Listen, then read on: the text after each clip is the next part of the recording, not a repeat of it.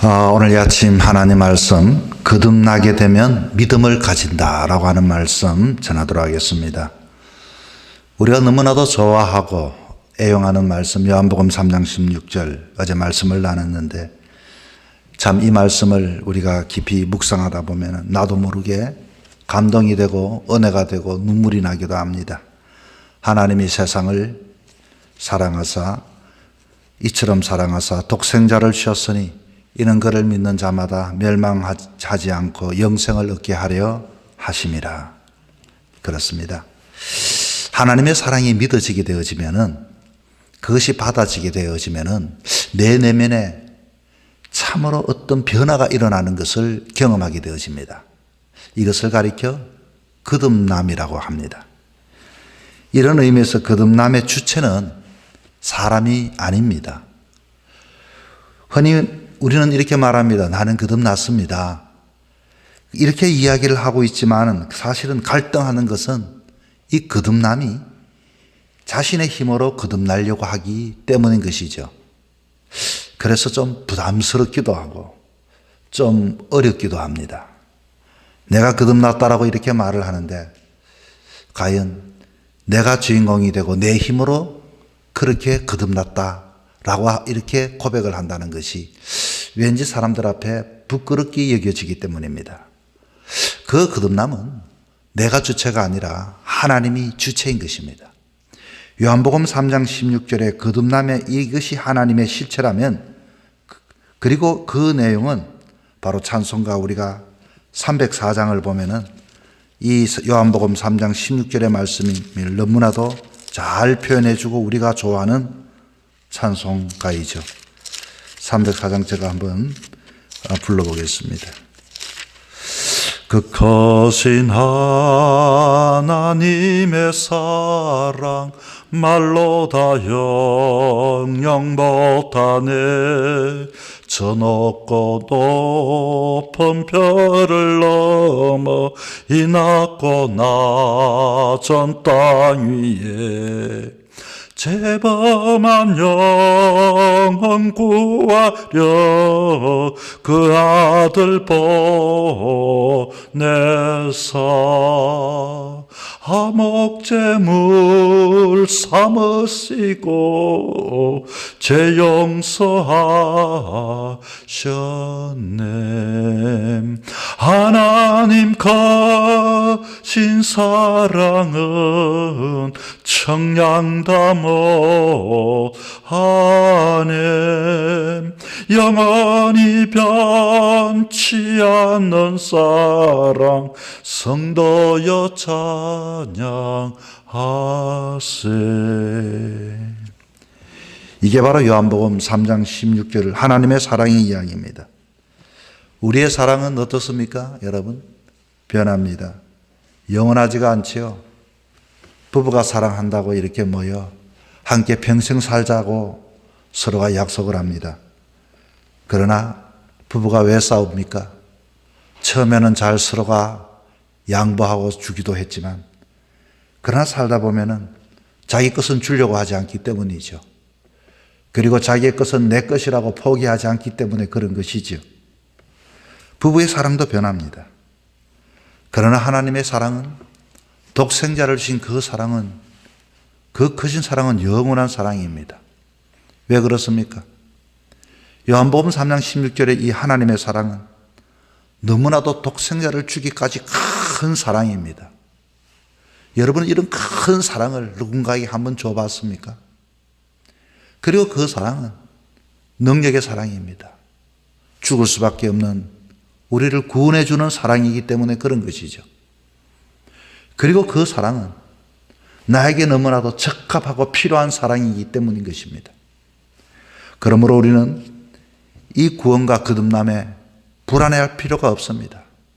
내 힘으로 거듭나는 게 아닙니다. 하나님이 우리에게 주셨습니다.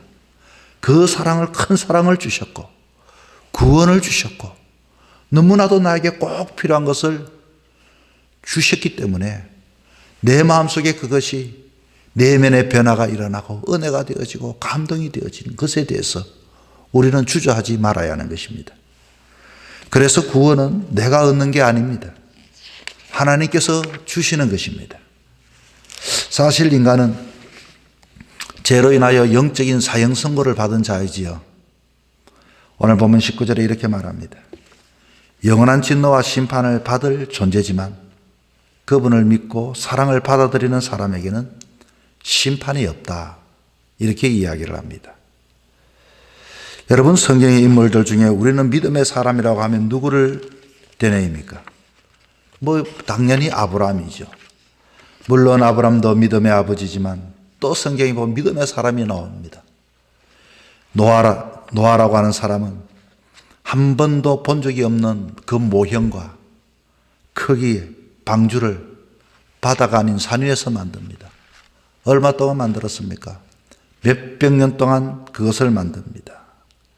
여러분이라면 어떻게 하겠습니까? 주님, 저는 할 수가 없습니다. 그러나 노아는 그것을 지었습니다. 사람들이 때로는 손가락질해도 하나님을 믿고 지었습니다. 그의 마음에는 확신이 있었기 때문인 것이죠. 이게 바로 믿음인 것입니다. 거듭난 사람에게는 세상 사람들이 상식이 통하지 아니하는 그런 믿음을 가지게 되는 것입니다. 우리가 왜 믿음이 힘듭니까? 제가 믿습니다라고 말은 쉽게 하면서 왜 믿음이 어렵습니까? 믿음은 늘 내가 살아왔던 익숙한 경험이 아니기 때문인 그런 것입니다. 믿음은 내 이성과는 때로는 다른 것을 내가 시행하기 때문에 어려운 것입니다. 믿음은 내 상식 살아왔던 방법이 아니기 때문에 믿음으로 사는 것은 쉽지가 않습니다.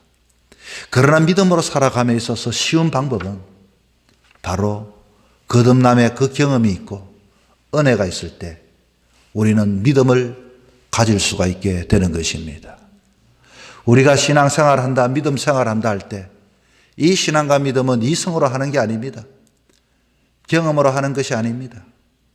믿음의 삶은 하나님께서 주신 그 크신 사랑과 그리고 구원하신 사랑과 나에게 적합한 그 사랑, 변하지 않는 영원한 사랑이 내 마음에 받아들여지고 감동이 일어나고 은혜가 일어나고 확신되어질 때 사람들은 믿음의 신앙의 삶을 살아갈 수 있게 되는 것입니다.